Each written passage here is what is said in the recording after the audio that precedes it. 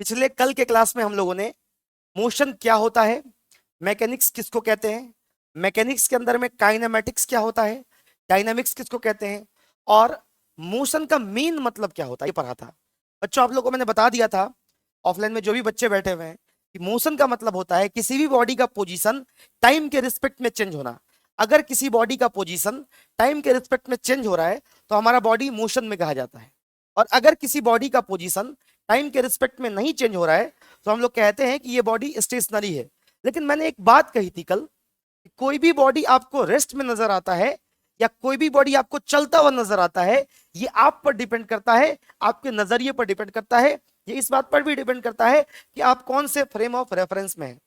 कल मैंने आपको एक बात कहा था कि वो सिस्टम जहां से किसी बॉडी के मोशन को ऑब्जर्व किया जाए उसको हम लोग फ्रेम ऑफ रेफरेंस कहते हैं। मैंने ये बता दिया था कि फ्रेम ऑफ रेफरेंस दो टाइप का होता है, एक इनर्शियल फ्रेम और दूसरा नॉन इनर्शियल फ्रेम। ये दो चीजें बता दी थी। अब आज हम लोग को आगे बढ़ना है और समझना है मोशन कितने टाइप का होता है। अभी तक हम लोगों ने मोशन इन स्ट्रेट लाइन या कोई भी मोशन का चैप्टर नहीं शुरू किया है, अभी तक हम लोग इंट्रोडक्शन में ही हैं। और इंट्रोडक्शन में आज हमको पढ़ना है कि मोशन को हम लोग कितने टाइप में कैटेगराइज कर सकते हैं। वैसे मोशन को आप कितने टाइप में बांटोगे ये डिपेंड करता है कि मोशन को आप किस आधार पर बांट रहे हो। लेकिन अगर हम लोग मेनली बात करें जो आज की क्लास में हम लोग बांटने वाले हैं, कोई भी बॉडी अगर गति कर रहा है बच्चों, कोई भी बॉडी अगर अपना पोजीशन चेंज कर रहा है तो वो अपना पोजीशन कितने दिशाओं में चेंज कर रहा है, इसके आधार पर हम लोग मोशन को अलग अलग रूप में बांटने का काम करते हैं, है ना। तो आज अगर हम लोग क्लासिफिकेशन ऑफ मोशन की बात करें तो आज के लेक्चर में हम लोग बॉडी का पोजीशन कितने दिशाओं में चेंज हो रहा है उसके आधार पर मोशन को तीन कैटेगरी में डिवाइड करने का काम करेंगे। तो आज के लेक्चर में हम लोग सबसे पहले क्या पढ़ने वाले हैं प्यारे बच्चों, क्लासिफिकेशन ऑफ मोशन, गति का वर्गीकरण। क्या पढ़ने वाले हैं बच्चे, एक बार बताइए जोर से। Yes, classification of motion, classification of motion. और किसके आधार पर, पोजीशन कितनी दिशाओं में चेंज हो रहा है उसके आधार पर। आप लोग जो लोग ऑफलाइन में बैठे हो मुझे एक बार बताओ कि फिजिक्स में फंडामेंटल रूप से कितनी दिशाएं हैं, तीन दिशाएं। Very good. कौन कौन सी, एक्स वाई और जेड।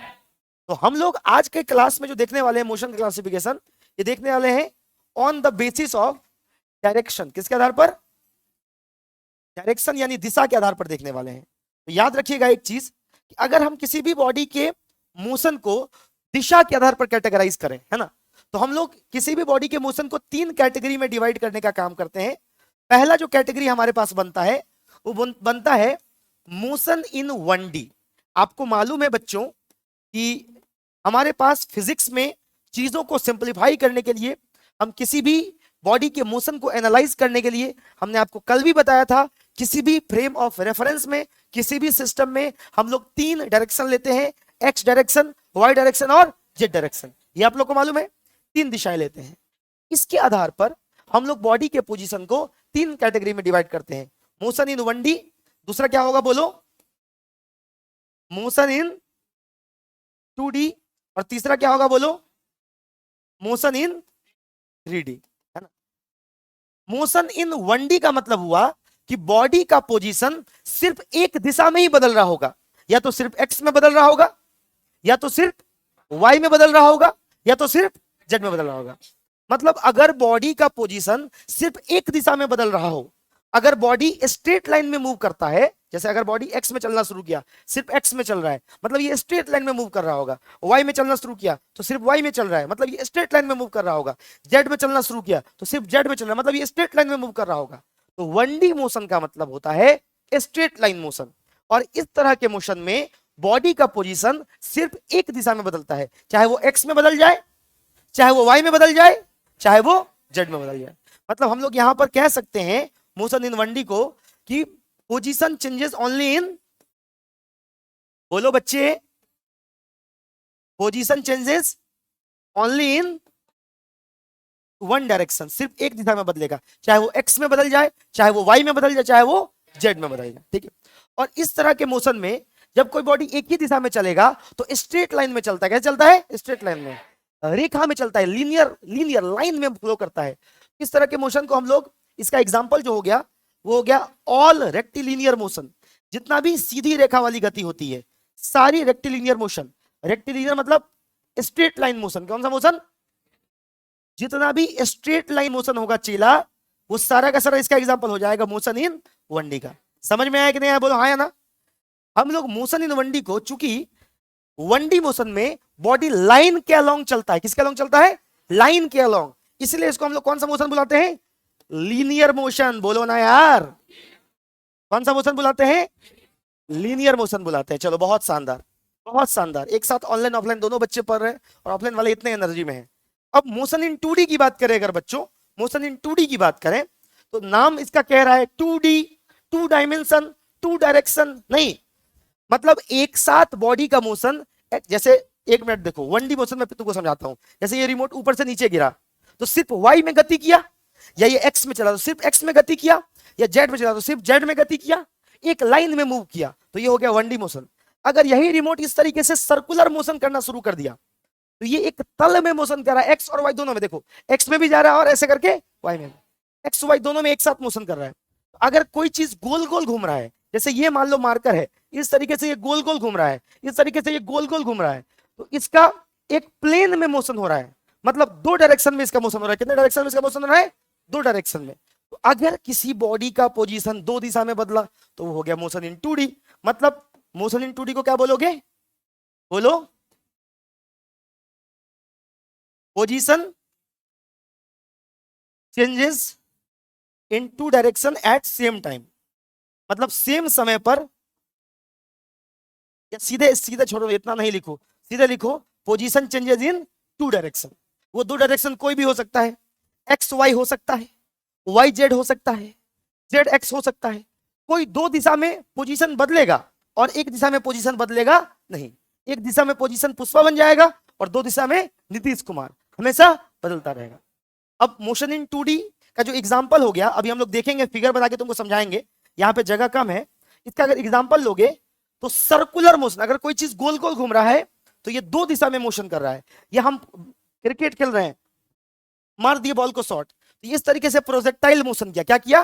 प्रोजेक्टाइल। ये जमीन से कोई चीज को कुछ एंगल पर इस तरीके से फेंके, ये जमीन है, कुछ एंगल पर इस तरीके से फेंके, ये जाके ऐसे गिरेगा, तो ये वाई में भी गया और एक्स में भी गया, गया ना। तो इसका हो गया 2D मोशन। कौन सा मोशन? आगे पर होगी, एक चैप्टर बनेगा, इस तरह के मोशन को हम लोग प्रोजेक्टाइल मोशन बुलाया करेंगे। कौन सा मोशन? तो जितना भी प्रोजेक्टाइल मोशन हो गया, चाहे कोई भी बॉडी का सर्कुलर मोशन हो गया, सर्कुलर में घूम रहा है ना, तो ये सारा का सारा मोशन जितना भी प्रोजेक्टाइल मोशन हो गया, कौन सा मोशन? प्रोजेक्टाइल मोशन हो गया, या जितना भी सर्कुलर मोशन हो गया, ये सारा का सारा किसका एग्जांपल हो गया? 2D मोशन का। समझ में आ रहा है कि नहीं आ रहा है? बोलो चेला। अब अगर कोई चीज, जैसे मान लो कि कोई चीज सर्कुलर मोशन कर रहा है, तो ये एक प्लेन में मोशन कर रहा है, एक्स और वाई दोनों में इसका दिशा चेंज हो रहा है, तो ये एक प्लेन में 2 दिशाएं मिलकर के एक तल बनाती है। जैसे ये एक्स एक्सिस, ये वाई एक्सिस मिलकर के एक एक्स वाई प्लेन बना लिया, नहीं बना लिया? ये वाई एक्सिस और ये जेड एक्सिस, वाई और जेड मिलकर के एक वाई जेड प्लेन बना लिया। तो जब भी कोई बॉडी का मोशन 2 दिशाओं में हो रहा होता है तो ये एक प्लेन फॉर्म करता है, जिसको हम लोग बोलते हैं कौन सा मोशन? Planar motion. कौन सा मोशन? बोलो ना यार, वेरी गुड। कौन सा मोशन बोलते हैं? प्लेनर। तो 2D मोशन को हम लोग प्लेनर मोशन भी बुलाते हैं। कौन सा मोशन? बोलो यस और नो। क्लियर है? ऑफलाइन वालों क्लियर है? चलो बहुत शानदार। मतलब हमने कहा प्यारे बच्चों कि अगर एक दिशा में बदलेगा तो लीनियर मोशन, 2 दिशा में बदलेगा तो प्लेनर मोशन। अच्छा, 3 दिशा वाले मोशन की बात करते हैं। जैसे अगर कोई फ्लाइंग ऑब्जेक्ट है, कोई चिड़िया उड़ रही है, तो X Y Z zig zag वो अगर उड़ रहा है तो उसका तीनों दिशा में एक साथ, जैसे यहां पर एक बार में एक ही दिशा में पोजीशन चेंज हो रहा था तो 1D, यहां पर एक बार में 2 दिशा में, एक्स में भी और वाई में भी और जेड में भी, और मतलब एक साथ 2 दिशा में एक्स वाई या वाई जेड या जेड एक्स, जब एक साथ 2 दिशा में गति हो रहा था तो एक दिशा में पोजीशन क्या था? कांस्टेंट था। मतलब 2 दिशा में ये पुष्पा था और 2 दिशा में ये नीतीश कुमार था, बार बार बदल रहा था पोजीशन। 2 दिशा में नीतीश कुमार था, बार बार बदल रहा था, और एक दिशा में क्या था? पुष्पा। बदलेगा नहीं, आला नहीं समझा? और अगर हम लोग बात करें 1D मोशन की, तो 1D मोशन में सिर्फ एक दिशा में नीतीश कुमार और बाकी 2 दिशा में पुष्पा। अब 3D मोशन की बात करते हैं, तो 3D मोशन मतलब नीतीश कुमार है, बिहार में बाहर है ना। तो मोशन इन 3D की अगर बात करें बच्चा लोग, तो मोशन इन 3D में हम लोग कहेंगे कि पोजीशन एक साथ कितनी दिशाओं में बदलेगा? 3 दिशाओं में। वेरी गुड, है ना। तो हम लोग कहेंगे position changes in all 3 direction simultaneously. Simultaneously मतलब एक साथ, सभी दिशाओं में एक साथ मूव करेगा। बोलो हाँ या ना? समझ में आया? पक्का आया? Very good. तो हमने कहा मोशन इन 3D का एग्जांपल बताओ, तो motion of all real flying object example में हो जाएगा motion of all real flying object, जो भी चीज हवा में उड़ता है उसका। हम लोग को मेनली अपने सिलेबस में किसको किसको देखना है? बोलो ना, 1D और 2D को। मतलब मोशन इन 1D और मोशन इन 2D को देखना। हमारा चैप्टर भी यही बना हुआ है, स्ट्रेट लाइन मोशन और 2D मोशन। 3D मोशन नहीं के बराबर है या नहीं मान के चलो है। ये पूरे इस यहां पर एक लाइन में मोशन हुआ तो लीनियर बोल दिए, यहां पर एक प्लेन में मोशन हुआ तो प्लेनर बोल दिए, यहां पर पूरे स्पेस में मोशन होता है तो इसको हम लोग बोल देते हैं स्पेशियल मोशन। कौन सा मोशन चेला? Spatial motion. कौन सा मोशन? ये समझ में आया? पक्का समझ में आया? पक्का समझ में आया? तो भैया मोशन को हम लोग बॉडी का पोजीशन कितने दिशा में चेंज हो रहा है इसके आधार पर कितने कैटेगरी में बांटते हैं? पहला कौन सा? Yes, 1D motion. दूसरा कौन सा? तीसरा कौन सा? 1D का पहला नाम, मोशन इन 2D का दूसरा नाम, मोशन इन 3D का दूसरा नाम। समझ में आया? पक्का आया? बहुत बढ़िया। तो आगे चले, अब इसका देखते हैं अलग अलग केस। थोड़ा यहाँ पे जगह कम था इसलिए हम नहीं दिखाए, वैसे एक एक करके सबका चैप्टर बनेगा। हम लोग पहले मोशन इन 1D पढ़ेंगे, फिर मोशन इन 2D पढ़ेंगे, ऐसे करके पढ़ेंगे। अभी motion in 1D 2D 3D सबके बारे में कुछ कुछ केसेस देख लेते हैं। बोर्ड पर देखो, इधर उधर नहीं करना है, ठीक है। तो यहां पर हम लोग देखते हैं, सबसे पहले एक देखते हैं possible cases of 1D motion. 1D motion का कौन कौन सा पॉसिबल केस होगा? 1D मोशन को तुम प्यार से रेक्टिलिनियर मोशन बुला लेना या फिर क्या बुला लेना? लीनियर मोशन बुला लेना। कौन सा मोशन बुला लेना? समझ में आया? नहीं आया? चमका कि नहीं चमका? चमक गया। चलो बहुत शानदार। एक साथ ऑनलाइन ऑफलाइन दोनों चल रहा है, ठीक है। और तुम लोग इतने एनर्जी में हो, बहुत काफी मजा आ रहा है, ठीक है। अब बोर्ड पर देखो, हमने कहा कि 1D मोशन का पॉसिबल केस दिखाओ। तो पहला case motion in X direction. पहला case motion in X direction. अगर कोई बॉडी एक्स के दिशा में चल रहा है, बच्चा ए बच्चा, अगर कोई बॉडी कौन सी दिशा में चल रहा है? एक्स के दिशा में चल रहा है, एक्स डायरेक्शन का मोशन है। इसका मतलब एक्स जो है, एक्स कोऑर्डिनेट, बॉडी के पोजीशन का कितना कोऑर्डिनेट होता है? अगर हम कल तुमको सिखाए थे तो याद होगा कि अगर किसी भी बॉडी के मोशन को एनालाइज करना है तो हम पोजीशन कोऑर्डिनेट से एनालाइज करते हैं। और किसी भी बॉडी के पोजीशन का किसी भी फ्रेम ऑफ रेफरेंस में 3 कोऑर्डिनेट होता है। एक एक्स कोऑर्डिनेट, एक वाई कोऑर्डिनेट और एक जेड कोऑर्डिनेट। होता है कि नहीं होता है? एम आई राइट बच्चों? अब मुझे बताओ, जैसे हमारे पास कोई बॉडी है जिसका एक्स का कोऑर्डिनेट जो है ये टाइम का फंक्शन है। फंक्शन पढ़ाए थे ना? अगर नहीं आए फंक्शन तो यूट्यूब पे लाइव क्लास लिए हुए फंक्शन का एक वीडियो है, वहां से देख सकते हो। तो अगर एक्स टाइम के हिसाब से बदल रहा है, अगर एक्स की दिशा में मोशन कर रहा है तो एक्स कोऑर्डिनेट, एक्स निर्देशांक टाइम के हिसाब से बदल रहा है। और वाई और जेड ये क्या होगा? कांस्टेंट। मतलब वाई और जेड का वैल्यू चेंज नहीं होगा। अगर कोई बॉडी एक्स के दिशा में मोशन कर रहा है तो इसका एक्स चेंज होगा टाइम के हिसाब से, वाई और जेड चेंज नहीं होगा। तो अगर इसका मोशन एक्स के दिशा में हो रहा है तो एक्स के दिशा में कुछ ना कुछ स्पीड भी होगा, नॉन जीरो स्पीड। मतलब एक्स के दिशा का स्पीड कुछ ना कुछ होगा, लेकिन वाई और जेड में तो चल नहीं रहा है, तो वाई के दिशा का स्पीड चाहे जेड के दिशा का स्पीड क्या हो जाएगा? जीरो हो जाएगा। मेरी बात समझ पा रहे हो? जब 1D मोशन एनालाइज करेंगे तो और बढ़िया से देखेंगे। और अगर एक्स के दिशा की बात करें तो नॉर्मल हम लोग अपने दुनिया में एक्स को हॉरिजॉन्टल मान के चलते हैं। क्या मान के चलते हैं? एक्स को हॉरिजॉन्टल बोलते हो ना, तो हॉरिजॉन्टल डायरेक्शन का मोशन भी इसको बोल सकते हैं। क्या बोल सकते हो उसको? Horizontal motion. कौन सा मोशन? Horizontal motion. नहीं समझ में आया? समझ में आ गया? अब इसी में एक केस और बना सकते हैं चेला हम लोग। दूसरा केस क्या बना सकते हैं? मोशन इन कौन सा डायरेक्शन बोलो? Y direction. अगर कोई बॉडी वाई के डायरेक्शन में मोशन कर रहा है, तुम लोग समझ गया होगा क्या मामला होगा। यहां पर एक्स और जेड वाई के डायरेक्शन में चल रहा है तो एक्स और जेड क्या होगा? कांस्टेंट होगा। क्या बात है, बिल्कुल सही बोले हो। और वाई किसका फंक्शन होगा? मतलब y कोऑर्डिनेट, y निर्देशांक किसके हिसाब से बदल रहा होगा? x और z का वैल्यू फिक्स होगा, अगर 2 है तो 2 ही रहेगा, z का मान 3 है तो 3 रहेगा, लेकिन y का मान समय के साथ साथ बदलेगा।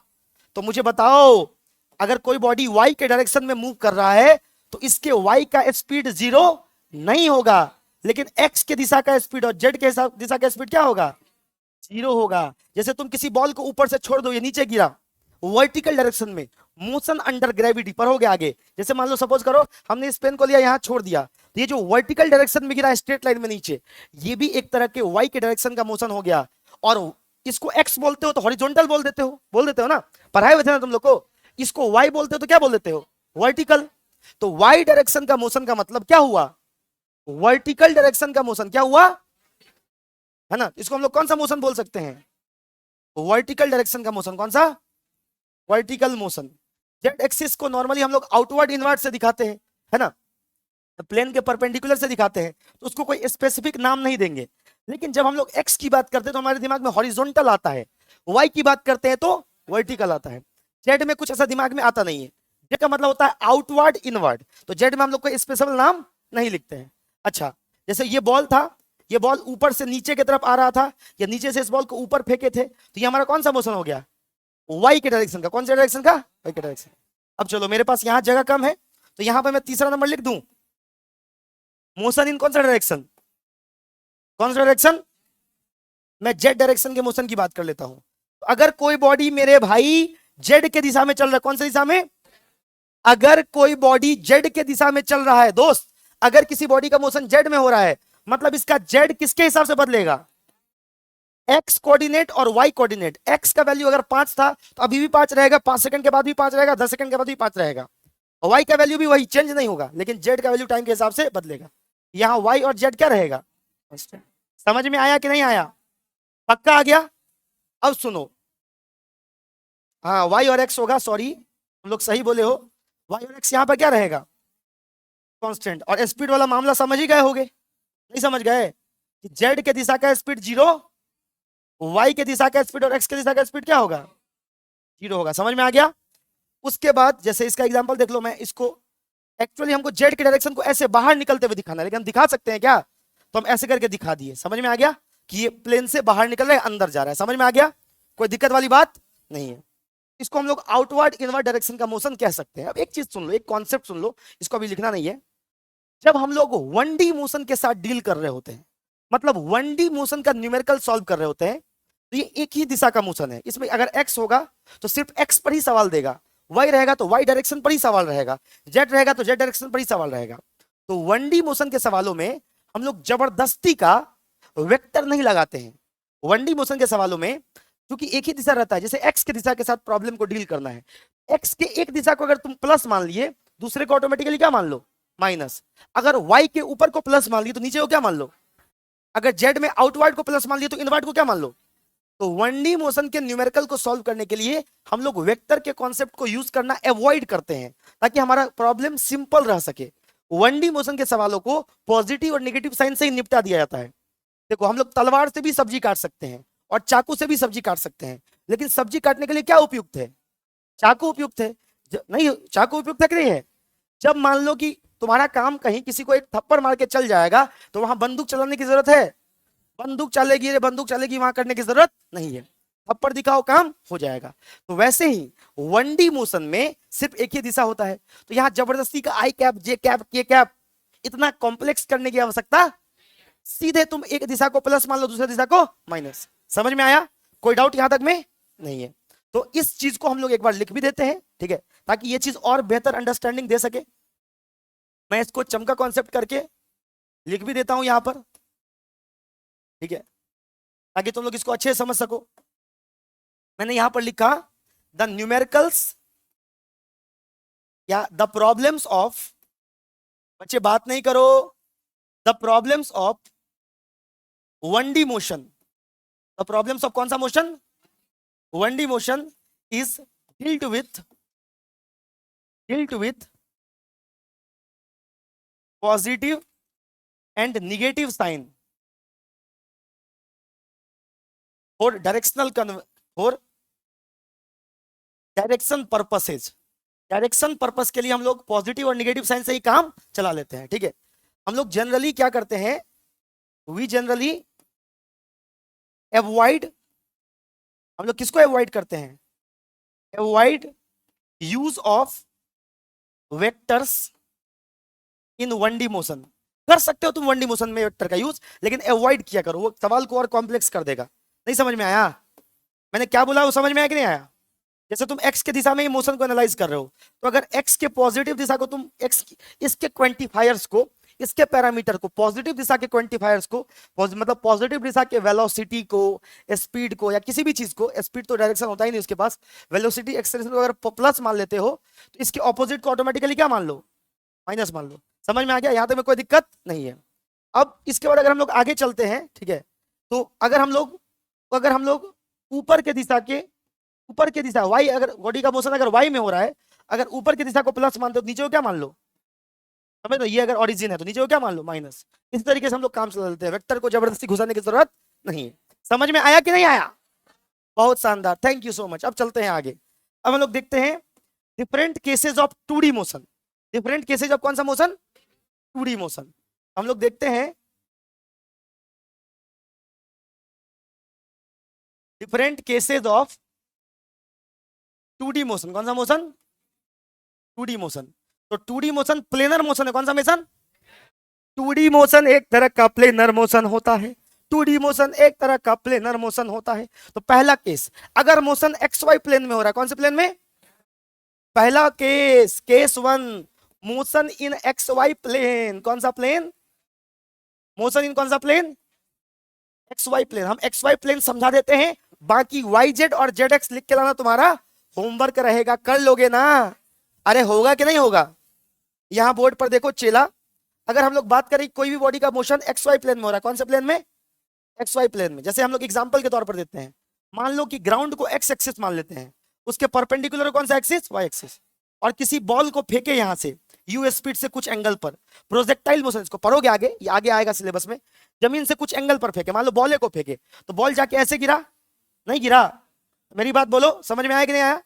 बॉल जाके ऐसे गिरा, तो एक्स में तो ये हॉरिजॉन्टल दूरी कवर करवे किया है, और बीच में ये जमीन से कुछ ऊपर भी उठा था, मतलब ये वाई में भी मूव किया है और एक्स में भी मूव किया है।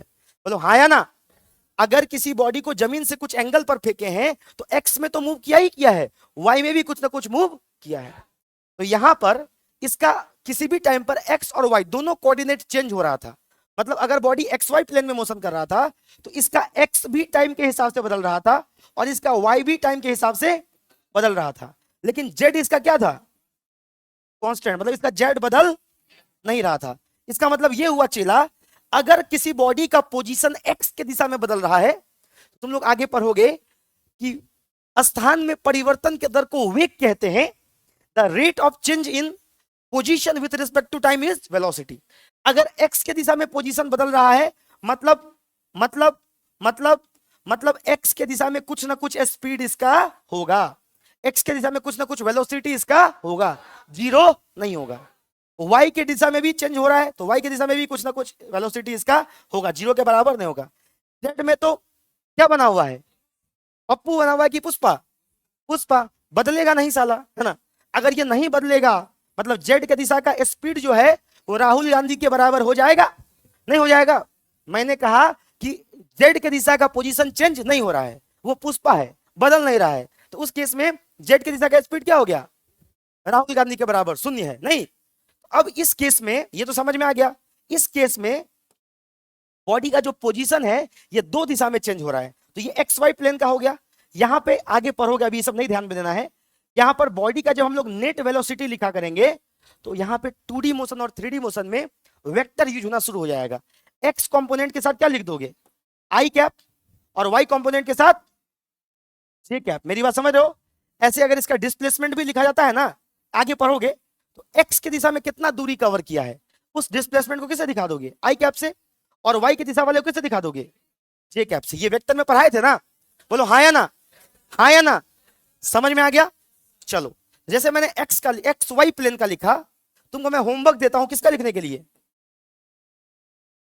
अरे बोलो यार, वाई जेड प्लेन का और जेड एक्स प्लेन का। नहीं हो जाएगा कि बता दें? वाई जेड प्लेन में वाई और जेड बदलेगा, एक्स कांस्टेंट रहेगा, उसके अकॉर्डिंग सोच लेना। यहाँ आई कैप जे कैप कहां से है ये समझ में आया ना। एक्स को किससे दिखाते हैं, आई कैप से, वाई को, जेड को, समझ में आ गया। ऐसे जेड एक्स प्लेन भी लिख लोगे, पक्का समझ में आ गया, कोई डाउट वाली बात। बहुत शानदार, ऑनलाइन वाले बच्चों को भी समझ में आ रहा होगा आशा करता हूं। यहां तक में कोई डाउट है, एवरीथिंग इज क्लियर, सब कुछ क्लियर है। चलो तो ये हम लोगों ने motion in X Y plane लिख दिया। अब दो केस तुम्हारे लिए होमवर्क छोड़ रहा हूं, पहला वाई जेड प्लेन का और दूसरा तीसरा, दूसरा वाई जेड का और तीसरा जेड एक्स का। अब चलते हैं आगे, है ना। अब हम लोग देखते हैं पॉसिबल केस ऑफ कौन सा, 3D motion, possible case of 3D motion, possible case of, बोलो समझ में आ रहा है कि नहीं आ रहा है। पॉसिबल केस ऑफ, इसमें एक के को कैसे पॉसिबल होगा ना जी। 3D मोशन को अपन कौन सा मोशन बुलाते हैं बोलो, ये मोशन पूरे स्पेस में होता है इसलिए क्या बुलाते हैं इसको, स्पेशियल मोशन। कौन सा मोशन, मतलब यहां पर इस केस में हमारे बॉडी का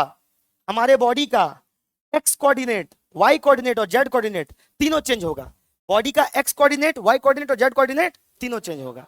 मतलब यहां पर एक्स भी फंक्शन ऑफ टाइम होगा, वाई भी फंक्शन ऑफ टाइम होगा। इसका मतलब क्या हुआ, मतलब एक्स भी टाइम के साथ बदलेगा, वाई भी टाइम के साथ बदलेगा और जेड भी टाइम के साथ बदलेगा। अगर जेड की बात करें तो जेड भी टाइम के साथ बदलेगा। मतलब जेड मान लो टाइम के साथ इस तरीके से बदल गया, मतलब एक्स के दिशा में भी स्पीड जीरो नहीं होगा, वाई के दिशा में भी स्पीड जीरो, जेड के दिशा में भी स्पीड जीरो। ये मोशन लाइन में होगा क्या, नहीं। प्लेन में होगा क्या, नहीं। पूरे स्पेस में होगा। एक्स वाई जेड तीनों एक्सिस को मिला के जो स्पेस बनता है पूरे स्पेस में होगा, नहीं होगा। तुम लोग को तो सिखाए हुए ये एक्स एक्सिस, ये वाई एक्सिस और ये, बोलो भाई साहब एक्स एक्सिस को कौन से दिशा से दिखाते हैं, आई कैप, वाई को, जेड को। इस तरह के मोशन में अगर बॉडी का नेट वेलोसिटी लिखना रहेगा, क्या लिखना रहेगा, तो एक्स के साथ क्या लगा दीजिएगा, वाई के साथ, जेड के साथ, तीनों निकाल निकाल के अलग अलग आई जे के लगा दीजिएगा। बोलिए समझ में आया, उद्धार हो गया आपका, पक्का हो गया। अब नेट डिस्प्लेसमेंट निकालना है, तो एक्स के साथ आई कैप, वाई के साथ, जेड के साथ। मतलब 3D मोशन में जो भी पैरामीटर कैलकुलेट होगा वो तीनों डायरेक्शन में कैलकुलेट होगा। समझ में आ गया, पक्का समझ में आ गया। चलो ठीक है, अब इस पर एक बेसिक सा सवाल करते हैं, ठीक है। बेसिक सा सवाल करते हैं, बहुत हल्का सा सवाल क्वेश्चन है। अभी तो हम लोग इंट्रोडक्शन में ही है, अभी तक चैप्टर शुरू नहीं हुआ है, इसलिए अभी कोई अच्छे सवाल की उम्मीद नहीं करना है। बिल्कुल बेसिक सवाल। सवाल है the position of A particle, एक पार्टिकल है हमारे पास जिसका पोजीशन चेंज किया, चेंजेस फ्रॉम 1,4,0 से 1,4,7, then the motion of body